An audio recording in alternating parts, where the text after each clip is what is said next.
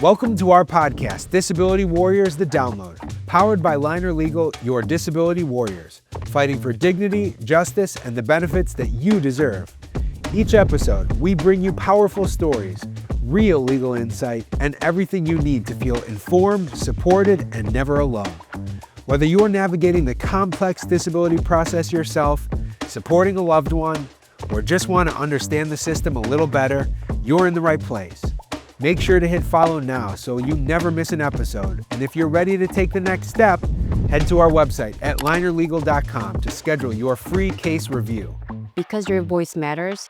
Your fight matters. And we're with you every step of the way. Let's dive in. Welcome to another episode of the Disability Download Bonus Bites. We've got an exciting new episode for everybody here today. Andrew November, my esteemed co-host. How are you today, sir? I'm doing well. New podcast, same people, new topics. Just basically a new name. I don't feel like I think we've got some new microphones. Yeah, we have two microphones. We have a very advanced sound equipment now. We've got the first microphone and then the one in case the first microphone goes wrong microphone. They will hear everything. They definitely will hear So it. do you want to explain this new podcast of ours? Yeah, I mean, I think that what we've decided to do is just rebrand a little bit, kind of getting away from our office's long-running donut themed and focusing more on what we actually do, which is helping people get disability benefits. So I think that's why, all of our media we're rebranding as the Disability Download, which I'm excited about.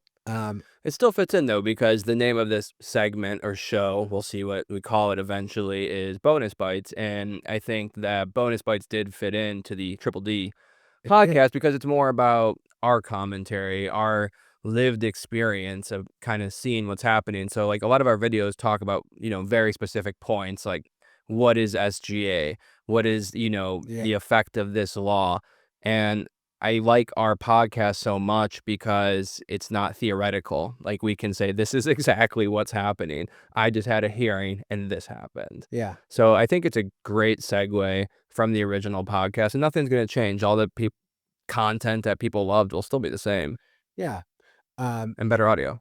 Better audio. I mean, I think you and I look especially nice today, so better visuals for I the feel people. farther away from you. Although this is my fault because I insisted on our producer Adam to put this table in between us, but now I kind of... It used to be kind of hanging in the background. Yeah, I told him I had to have a cup of coffee, and you listened, so thank you very much for that. But We're social That's fine. distancing a bit here. Yeah. maybe COVID's making a comeback now that we don't have vaccines anymore. So there's been a lot of updates to the Some. Social Security world, just a few, since the last time. I mean, I feel like every week the world changes, but the big change, the big thing that's in the news cycle right now is the big, beautiful bill. The big, beautiful bill. And I think the theme of this podcast over the past 6 months was what will happen, now it's happening. Yeah. And I think the last time we shot was the first time we made the turn and said, okay, things are happening. I can't even remember because that was like 95 news cycles ago. But yeah, you're right. I mean, we have signed law now. The big, beautiful bill. That's the name of the legislation that was passed out of the House, modified by the Senate, and now law. And, what's interesting is that I think that what's being put out to the American general public about the impact of the big, beautiful bill on Social Security benefits doesn't necessarily match the real world output.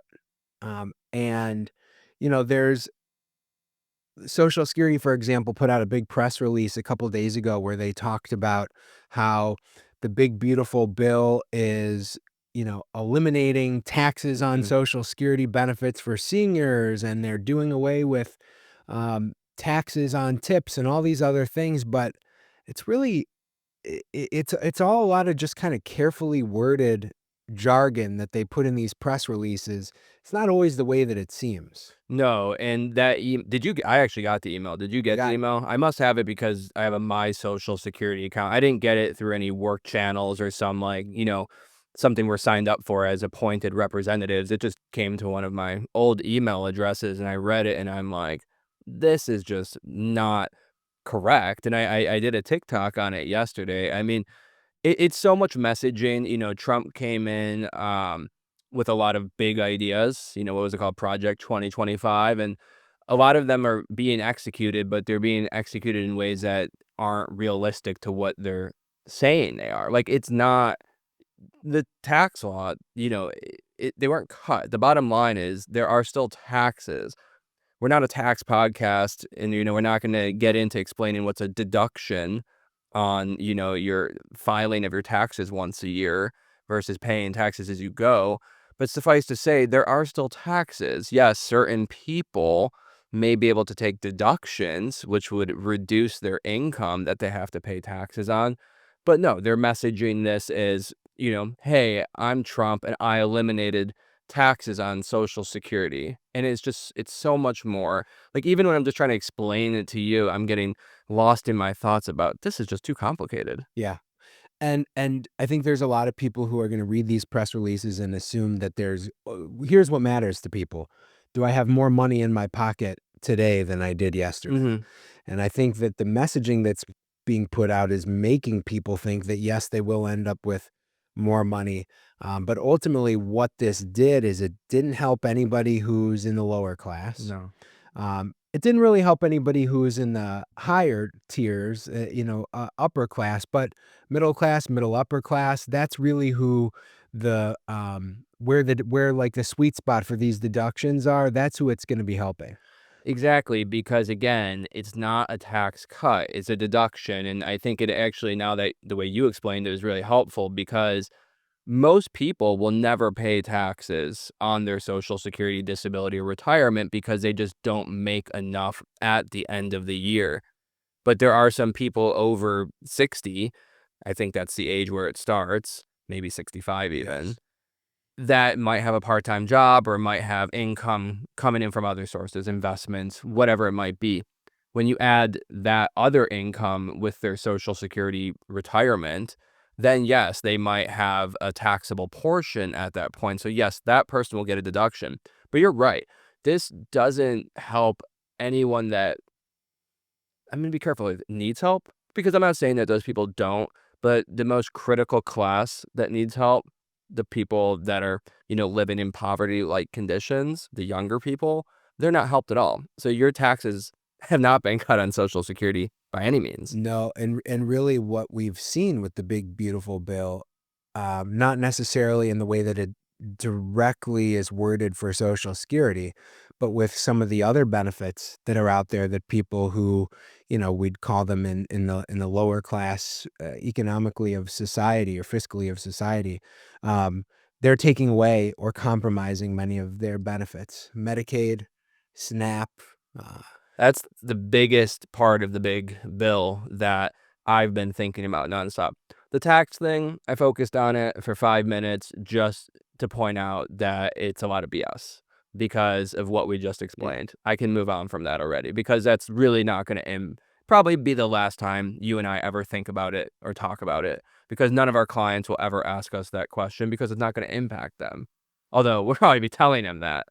So here's what really concerns me about the impact of the big beautiful bill when it comes to Medicaid. And I want The to triple B. the triple B, Yeah. the I triple. don't wanna keep calling it the We're Big talking Beautiful Bill. we're talking about the triple B on the We former changed triple our D. podcast just a little too early. Yeah, right. Here we are Good. sitting on the Triple D podcast, breaking down the Triple B. Go There ahead. you Your go. thoughts. Um, what concerns me is that now if they're going, so what they did is they added a work requirement for people to continue receiving Medicaid Mhm. benefits. Now, the way that the bill is worded, and this, what I'm looking for is a definition or a classification of who can opt out of this. Um, it's, what they say is, well, people who should be working and are getting Medicaid need to be working to potentially, defray the costs of the program. Okay. But what about the people who can't work? And even though they say that, if you're disabled, you're going to be exempt from the work qualifications, I haven't seen anything that defines what disability means for this. Does it mean that you have to be eligible to receive Social Security disability, which is like the federal government standard of disability? Do you just need to have your doctor sign off on your inability to work? Is it maybe just filling out a form? Um, However they do it, I see a lot of people who, I mean, I can imagine a lot of people who are gonna, slip through the cracks. People who their doctors are unwilling to fill out insurance forms if it's a lower threshold where it's you just need your doctor to fill out a form. We see this in our Social Security disability practice with doctors who are unwilling to complete medical source statements. They say, I won't complete anything for insurance. Whole hospital systems have policies not to do that. Cleveland Clinic for a long time wouldn't sign anything. The Veterans Administration, a Still, government agency, won't, and can be really difficult with it. But what if they were to, well, let me just start with the question. Have you heard anything specific about what this disability standard is going to be to exempt out of the work requirement for Medicaid? no, and I've been thinking about it nonstop because you and I have had the privilege of being attorneys before and after the Affordable Care Act. Right. So I graduated in 2009 from law school. You shortly thereafter. Obamacare, the Affordable Care Act, was passed into law in 2010, right when we finished, but it didn't go into effect until 2014. So basically, from December of 2009 until 2014, I litigated cases where people did not have Medicaid because the only way in Ohio you could have Medicaid at the time was to have been SSI. found disabled, or there was a couple other things. But for the purpose of our main clients, you had to have been found disabled by the Department of Jobs and Family Services, which, to answer your question, used the Social Security framework to make those decisions. We used to try to submit those as evidence. And that's so scary because there's a lot of people that are going to be caught in the gaps here. You know, our clients, especially our clients who are, lower class, lower middle class, which makes up a significant portion of people who are applying for Social Security disability as well as SSI benefits. Um, if their Medicaid is pulled from them and they don't have the ability to continue treating and seeing doctors, they're going to lack the medical evidence that it takes to win their Social Security case. So it creates this, circular catch 22. I I don't have Medicaid. I'm stripped of my Medicaid. So now I can't see doctors. So now I can't get Social Security disability. And that's what it would take not only to pay my bills, but that's also what it would take in order for me to get my medical back. Yeah, and calling it a circle is exactly what it is. As I'm listening to you, I'm like, where do I want to jump in on this circle? Because you said something, I want to say you said it under your breath, but I didn't hear it correctly until I started talking. You said, and SSI. When I said, those are the only people to get it. And I just kind of, I paused. I'm like, wait, am I forgetting something? But you kind of just proved your own point. And SSI. So that means that the individual went through the complete Social Security Yeah. approval process. Right. So they had to be found disabled by the federal government in order to get it. But, the opposite was true where I was bringing it up. There's going to be people who are going to go to the state of Ohio. I think we need to remind people that Medicaid has been funded by the federal government and the states, but it's administered by the states. Mhm. So you have state agencies. Here, I presume it will go back to the Department of Jobs and Family Services. Who knows? Yeah. We don't know that yet. But there will be some state agency in Ohio that will be making disability determinations. Yeah. Again, how are they going to do that? If it's going to look like anything that we saw between 2009 and 2014 when the ACA became law and Medicaid was eligible to anyone with certain income, it's going to be a giant problem. I mean, we will see people immediately cut off, and where do they get treatment? I don't even understand how the hospital systems in Cleveland can stay open. Yeah. You know, my advice to people, because I want people to walk away from this with something more than just hearing our discussion, is if you are on Medicaid today and you're not using it, if you're disabled, if you are thinking that you might need to apply for disability benefits, see doctors immediately Mm-hmm. because, you know, we talk about this all the time. You need a paper trail. And I'm very concerned that that paper trail is going to be much harder for people to establish once they implement the triple B. One of the try not to laugh because this is such a serious subject, but it is sadly funny. The triple B, one of the things I always talk about in the videos that I shoot um, about LTD is the famous way that insurers and Social Security use to defeat claims is the absence of evidence. Yes. They will say, we don't see any evidence of a higher level of care. And while that argument is frivolous, in my opinion, anyways, there will just be pure absence of evidence cases where there just is no evidence. And I can totally see Social Security judges and adjudicators, and of course the insurance companies on the LTD case, just pointing out that there is no evidence to substantiate the claim. So now we're going to go back to this whole body of law that was developed before Obamacare, where they had to take into account people's insurance status. Yeah. Can I just ask you a question? I probably know the answer to this, but this isn't going into effect immediately. I'm not asking you to tell me when it goes into effect because I don't think that's entirely clear, but we know it's not going to go into effect immediately. This is just political then. What I mean, Entirely. what is the point of this? I don't understand the strategy behind this either, because there will be an election cycle between now and the implementation, which I think is early 2027. What is happening here? I've got a couple ways to respond to that. I mean, the people who are most hurt by this are the disadvantaged, and elections are about money. And, you saw even how in the last election, um, President Trump was able to get votes from, the lower economic parts of America. Why? Because those votes were purchased with campaigns, with advertising, with promising things. And people are easily distracted. And even, and I think that that's what happened in this last, presidential election cycle, is that people forgot their reality because they were so tied up in, oh, well, I can get, I'm being paid to show up at the voting booth, or I am,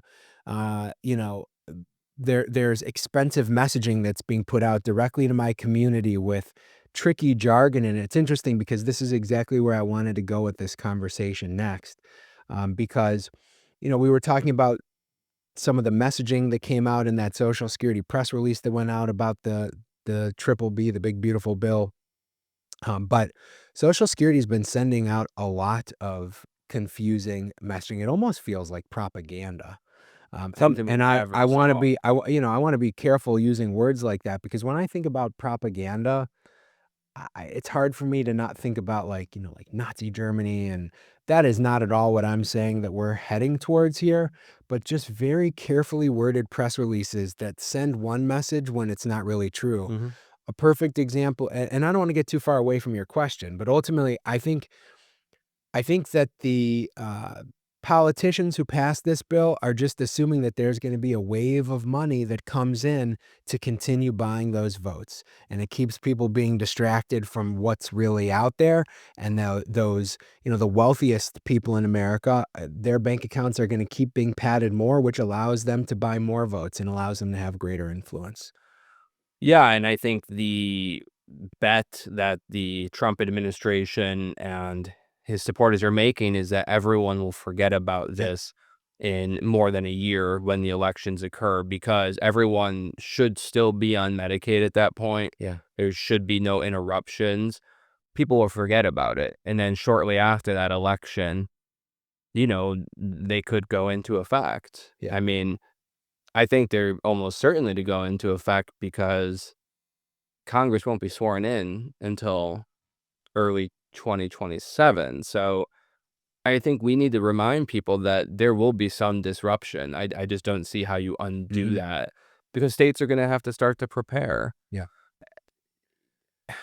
Social Security, and I kind of want to stay on the point of this misleading information that's being put out there.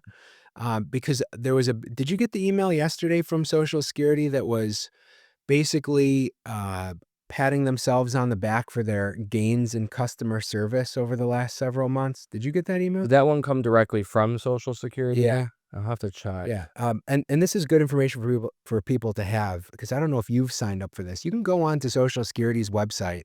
If you scroll down, you can subscribe to updates from them, and you can choose what updates you get. I get anytime there's an emergency message, an SSR, anytime there's really anything, a POMS change, I get a notification about it in my email, but I also get all these press releases.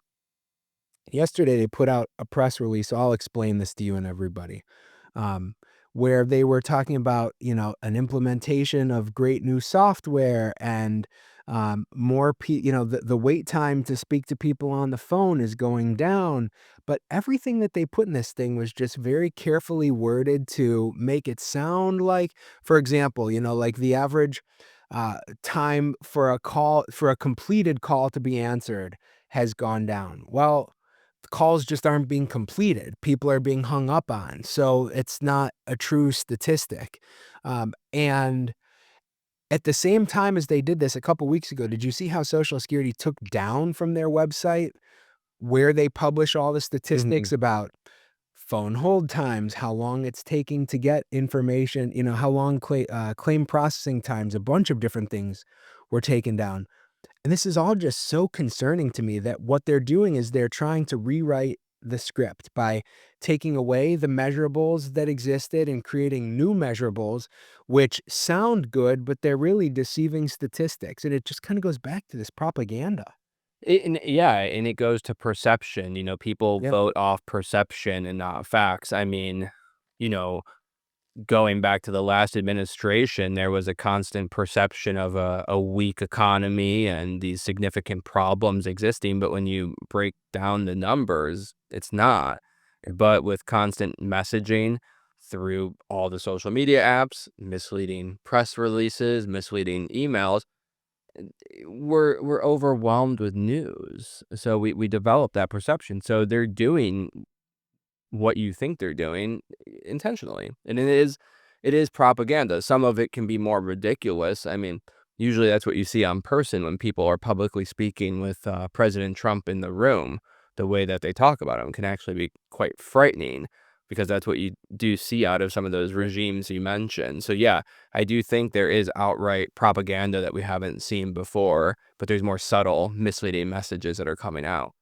You know, I posted our discussion that we just had on TikTok yesterday about what can we expect with the Medicaid cuts, specifically people falling through the cracks.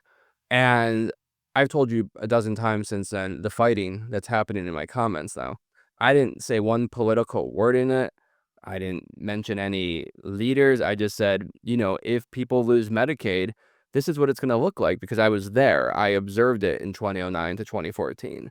And it became political immediately. And that's what I think the leadership wants Yeah. is they want people fighting, but it's not a political issue. I don't believe healthcare is a political issue, but of Shouldn't course be. it shouldn't be. It shouldn't be, but every issue is political. Yeah, and it becomes political so fast and Yeah. just so much anger. And I try to stop saying people are voting against their interests because I think that statement has just lost any meaning at this point. But I wrote back to these people's comments. I'm like, I'm fighting for you. Anybody watching this could be my future client. And regardless of who you vote for, regardless of what sign you have in your yard, you're going to encounter the same issue. And that's you need medical evidence because an adjudicator from an insurance company or the administration will say that you don't have evidence, therefore you're not disabled. Yeah. End of story. Well, I'm glad that we got a chance Mhm. to catch up and talk through some of these issues that I know are on your mind, my mind, and the minds of all the people who watch and listen to us.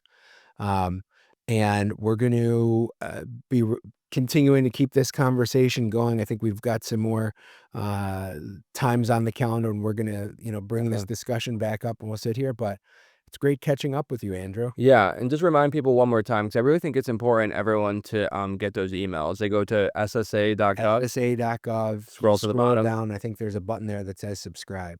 I want So, people to start doing that. I hope yeah. people take that seriously. Read it for yourself. This is Read critically, yeah. everything that we say. I know we're trying to end the podcast, but the point is everything that you and I say here and say on our TikTok videos is we're just emphasizing what we're reading and adding our experience to it. So none of this is our opinion. This is what's happening. Yeah. Triple B on the Triple D. Triple B on the Triple D, now the Disability Download. Thanks for tuning in to Disability Warriors, the Download. If today's episode inspired you, educated you, or gave you hope, don't forget to subscribe, leave a review, and share it with someone who needs it. Need help with your disability claim? Visit linerlegal.com today to schedule your free consultation. Stay connected with us on social media for more stories, insights, and victories from the disability community. Until next time, stay strong, stay empowered, and remember, you are not in this alone. Because your voice matters. Your fight matters. And we're with you every step of the way.